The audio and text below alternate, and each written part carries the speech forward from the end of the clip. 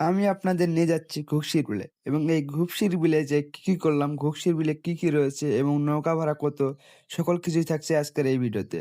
তো চলুন ভিডিওটি শুরু করি। রাস্তা দিয়ে মনে হয় না কোনো যানবাহন যায়। এতে রাস্তার এত বাজে অবস্থা হইতো না। আমরা যে রাস্তা দিয়ে আসছিলাম, আপনার জন্য আমাদের যে রাস্তার কথা বলতেছিল, এই রাস্তাটি আসলে বিলের শেষ প্রান্তে। এটা হচ্ছে বিল, কিন্তু এই বিলের শেষ প্রান্তে এখানে কোনো নৌকা কিংবা কোনো কিছু নেই। সেজন্য আমাদের এখন মাঠের মাঝখান দিয়ে হেঁটে যাইতে হচ্ছে এই নৌকার খোঁজে।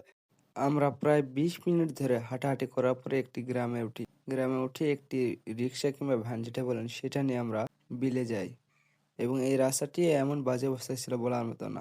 এখানে যদি আপনারা আসেন, খাবার তেমন কিছু পাবেন না, শুধু মুড়ি মাখা এবং ফুচকা পাবেন। আমরা মুড়ি মাখা খেয়েই রওনা আমরা দিলাম। নৌকার জন্য অপেক্ষা করতেছি। আমাদের নৌকা আসলে আমরা বিলের মাঝখানে যাব। আমরা প্রায় 30 মিনিট অপেক্ষা করার পর আমাদের নৌকাটি আসলো। নৌকাটি আসার পর আমরা সহ বেশ কয়েকজন নৌকাটিতে ওঠে এবং আমরা সকলেই বিলের মাঝখানে যাওয়ার উদ্দেশ্যে রওনা দিলাম।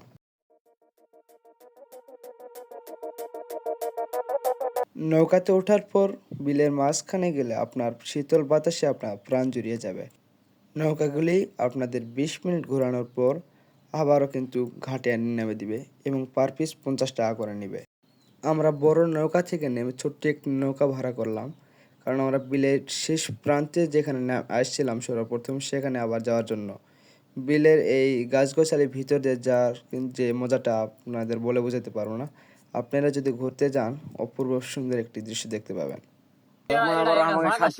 বইটা মারামারি শুরু করিতে ও কানার হলো মনে করো দেয়াটাই কাহিনী, সুজনা কানার এটাই কাহিনী যে বইটা মারবা লাগে এই জন্য কানা।